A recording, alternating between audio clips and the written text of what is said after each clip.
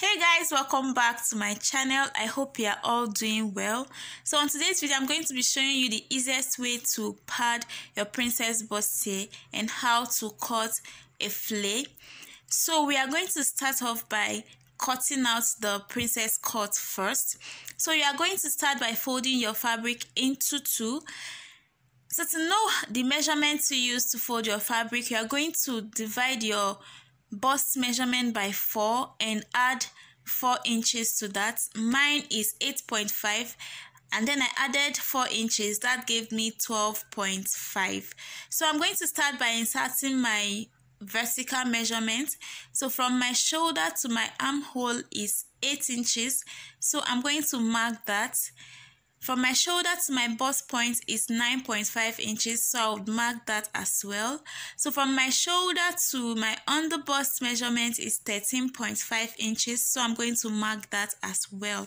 So for the half cut, which is the waistline, it is 16 inches, so I would mark that, and then I'm adding 1 inch to add it to the lower part. So on the shoulder line, I'm going to mark my shoulder measurement, which is 7.5 inches. I'm going to mark that measurement as well on my bust line. So I'm marking 7.5 inches. So I'm going to connect the measurement from my shoulder to the bust line to get my armhole measurement. So now I have the bust line, the bust point, on the bust, the waistline. So after that, I'm going to mark my bust pan. My bust pan is 7 inches, divided by 2 is 3.5. So I'm marking that on the waistline. I'm going to mark it as well on the bust line and then on the bust point line. So after marking that, the next thing I did was to connect the points I just made. That is the bust point to the waistline with a straight line like this. So on the waistline, I'm going to mark 1.5 inches on this other side. And on the bust, I'll also mark 1.5 inches. And then on the other side of the line, I'm going to mark 1 inch on the waistline. And on the underbust line, I'm going to also mark 1 inch. So next, I'm going to take my straight ruler to connect the points I just made from the underbust to the waistline, just like this. The next thing I did was to connect the points to the bust line with my ruler with a slant curve like this, as you can see, just the way you do your dart. So I connected the 2 points. So I moved on to the shoulder line. The armhole line, I'm going to mark the midpoint, which is 4 inches. So on that 4 inches I just marked, I'm going to mark half an inch downwards like this and half an inch upwards. So the next thing I did was to take my straight ruler from that center line, that is the midpoint. I'm going to connect like a slant line down to the chest line like this. So after marking that line, the half inch I removed on the upper part, I'm going to connect it down to the chest line also. The bust line, and I did the same for the lower point I made. So after doing that, you are going to curve out the bust point line to meet the bust line like this to get your curve. So next, I'm going to start inserting my horizontal measurement. My bust is 34 inches, divided by 4 is 8.5. So when I cut through this place, I'm going to need half an inch to join it together. So I would add that half an inch, and then I'm going to mark 1 inch for the seam allowance. Okay. So moving on to the armhole line again, I removed 1 inch on the upper part and 1 on the lower part. Half inch on the upper part and half inch on the lower part, making 1 inch. So I'm going to add it back to that armhole side. And I'm also going to add that 1 inch on the bust line like this. This is because you don't want to be short of fabric when you cut. So I'm going to connect these 2 points to the armhole. Make sure you add that 1 inch so you don't fall short of fabric. So I'm going to move to the waist measurement, a quarter of my waist, the waist measurement I'm working it is 27, a quarter of that is 6.7. So I removed 1 inch on the other side and 1.5 on this side, making 2.5 inches. So I'm going to add that on the waistline as well. So when I cut through that part, I'm going to need half an inch to join it together. So I'm going to mark that half an inch as well. So after marking that, I added 1 inch for the seam allowance. So the bust, under bust line, we are going to ignore it, and I'm going to connect from the armhole to the waistline. I hope that is clear enough. So moving on to the shoulder line, I'm going to mark half an inch for shoulder slope. And for this, I'm going to mark 3 inches neck width and 3 inches neck depth. So for this style, you don't want the neck to be too low, except you are a chubby person. You can decide to do 3.5, but for me this is okay. So I'm going to connect this, and then I'm just going to cover the neck, and then connect the shoulder to the neckline, the shoulder slope to the neckline. And the next thing I'm going to do is to cut it out.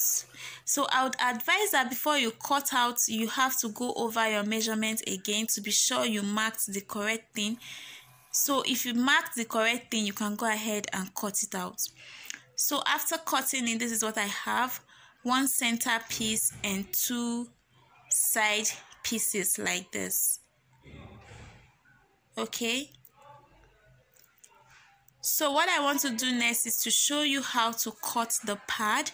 So I'm using the softest pad for this tutorial. I like to use the softest. So I folded the pad into 2, and I'm also folded my fabric into 2 as well. So you are going to align it on top like this, and you are going to make sure that the fabric and the pad align like this. So I decided to turn it over to show you how the two are supposed to be equal on the center part. So what you can do is to use your chalk to mark it out and remove the fabric, or just cut like this. So I just went ahead and cut out my pad like this. Okay, so after cutting it, this is what I have. The center piece is ready. So this is it. I'm just going to place it on it to show you how they are equal and everything is the same size, perfect like this.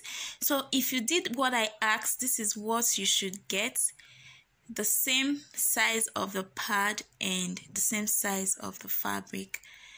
So I'm going to cut the side pieces now.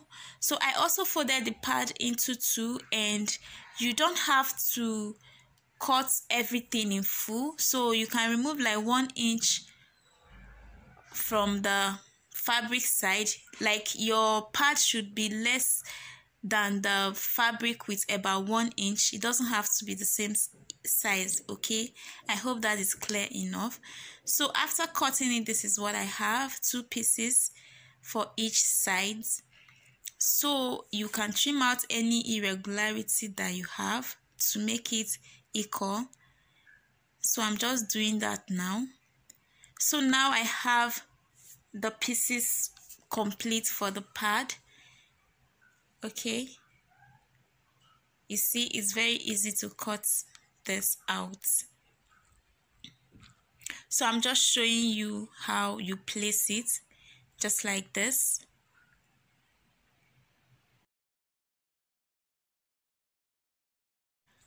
So this is what we have for the front part of the princess top. So I'm going to set this aside and show you how to cut the back. So we are going to quickly go over the back. As you can see, I've added 1.5 inches for my zipper allowance. So the next thing I did was to mark the shoulder measurement, which is 7.5 inches, like I marked for the front. So I would mark 7.5 here, and from that line I'm going to go down by 8 inches, which is my armhole measurement. So I marked that and the bust point and the full length. I've done a lot of tutorial on this before, so I know you can do this already, so I'm just going over it. So notice, you have to note that your measurement starts from that line, not on the zipper allowance. Okay, so I marked 1 inch neck depth and I'm going to connect it down to the zipper allowance. So on the bust line, I marked 1/4 of my bust measurement, which is 8.5 inches, and then I added 1 inch for the seam allowance. On the waistline, I marked 1/4 of my waist measurement, which is 6.75, and then I added 1 inch for that and 1 inch for seam allowance. So I'm just going to connect this point together.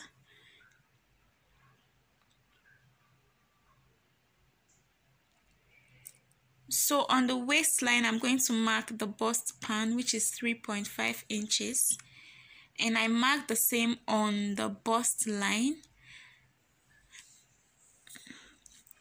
So after that, I connected the two lines together, removed 1/2 inch on each side and connected my dart, and I cut it out. I didn't feel like I needed to show you that because you already know that by now. So this is the fabric I'm going to be using to cut the flare part of this dress. As you can see, my fabric was not enough, so I had to join it. So what you want to do is to fold your fabric into two like this. Make sure it's straight and equal like this. Okay, and after that, I'm going to fold it again, just like this. Okay, so now we have 4 parts. We have 1, 2, 3, 4. So this is what you should have. So note that there's an open part. This is the open part. That's not where we are cutting from. We are cutting from the closed part. That is this point I'm showing you. So we are going to be using the waist measurement to cut out the flare part. My waist measurement is 27 inches plus 1.5 inches for zipper allowance. I have 28.5. So to that 28.5, I'm adding 1 inch seam allowance, which is 29.5. So 29.5 divided by 6.28, which is a standard, I would get 4.69. So I just rounded that up to 5 inches. So for the length of this flare, I want it to be 8.5 inches long. To that 8.5, I'm going to add 1/2 inch to hem the flare. That is giving me 9 inches. So 9 plus 5 is 14 inches. So I'm marking 14 inches from the edge of this fabric to this other part. So I would make sure that my measuring tape is on the beginning part, and then I'll rotate my tape and mark 14. So I'm going to keep rotating until I get to the other end of this fabric. So that is what you should do. Make sure that your tape doesn't shift from this pointed edge. Always leave your tape measuring tape here. So I'll rotate and mark 14 inches. Ensure that my measuring tape is still at the point there, and then I'll rotate again and mark 14 inches. Okay, I hope that is clear enough.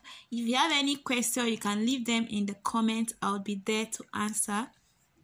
So after that, I'm going to connect all the points that I made. So I'm just connecting the points like this. After that is done, I'm going to mark 5 inches, which is the measurement we got from calculating and dividing our waist measurement with 6.28. So I'm marking 5 inches. I'll do the same. I'll rotate my measuring tape and mark 5 inches, ensuring that it stays in place at the top, this pointed end. Make sure your measuring tape doesn't move from that point. So I'm going to keep measuring and rotating and marking 5 inches. It's actually very easy, but if there's anything you don't understand, leave them in the comment section. I'll be there to answer all of your questions. So I'm connecting the points like this.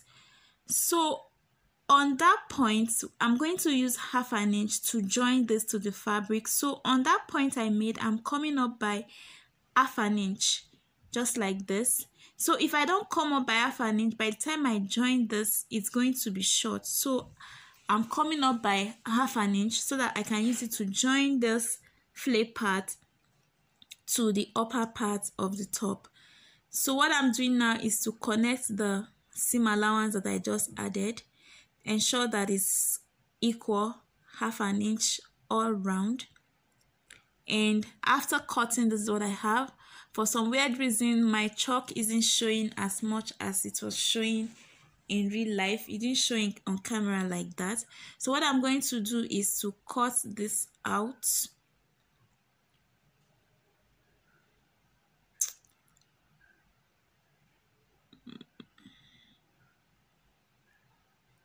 Okay, so after cutting, this is what we have. You see how beautiful the flay is. So that is not the end. I'm going to open one part of this. So I'm just folding this, ensure that it's straight, and then I'm just going to slit one part open. Okay, that will be the part that I would attach the zipper.